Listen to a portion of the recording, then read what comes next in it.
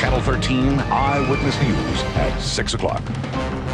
Just imagine how hard it would be to move more than 10,000 miles away from home. It takes time to prepare.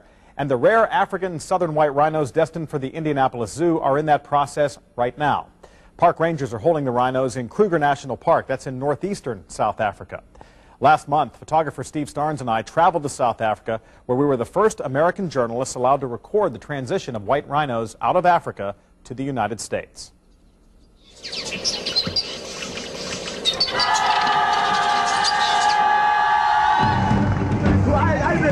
Capturing a rhinoceros for display at a zoo is as much an art as it is a science. Veterinarians must make a judgment from 500 feet in the air on which animals will be best. And in some ways, it's a shot in the dark.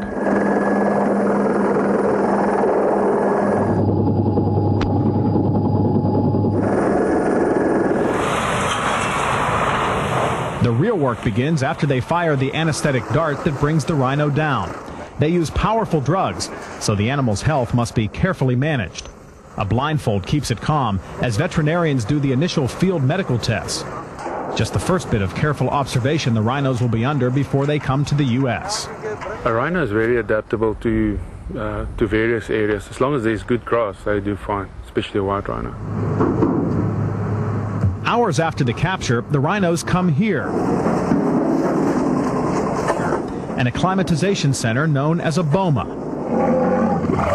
Rhinos raised in zoos do very well in captivity. It's all they've ever known. But sometimes those caught in the wild don't. So for the next 6 months, vets will be watching these rhinos very closely to see how well they adapt to captivity. We watched 2 newly captured rhinos show signs that captivity might not be good for them. Moments after the second one, a female entered the boma. They faced off, eye to eye, horn to horn, in a battle over who would dominate. She might have been in the heat recently or something like that and had bad experiences with bulls, so there was just a little bit of barging around, and that was it. There was nothing serious at all there. More signs of aggression like this, and park rangers would have no choice but to release the rhinos back into the wild, where they are one of the few animals who can go back to fending for themselves. While they are held here, keepers scrutinize the rhinos' every move. One of the experienced guys is monitoring them now on a daily basis. You probably sit there for hours watching them, making sure they eat, making sure there's no excessive fighting and things like that. For zookeepers who don't know much about rhino behavior, the long acclimatization period makes a lot of sense. It's a very good idea. These rhinos are being caught from the wild, and moving into captivity is different for them.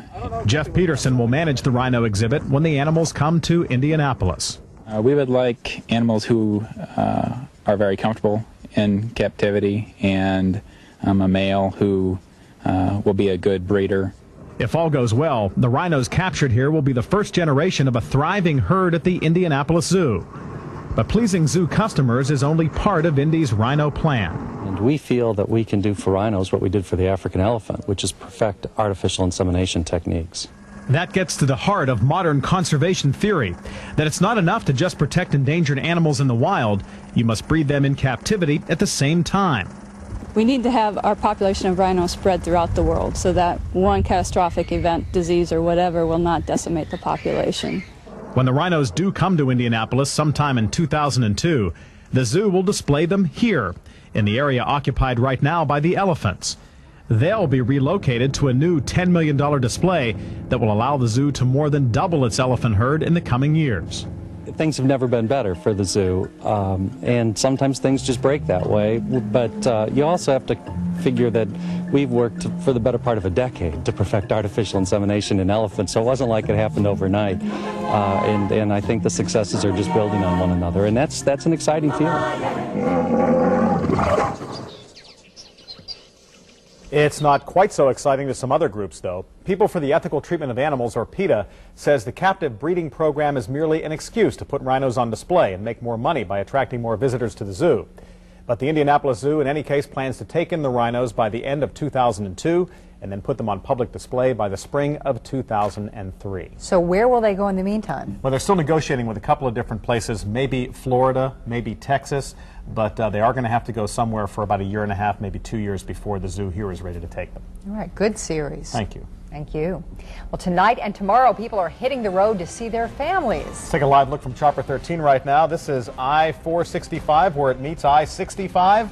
A lot of cars trying to get through a small area there. And Bob Gregory's forecast for tonight and Thanksgiving is next.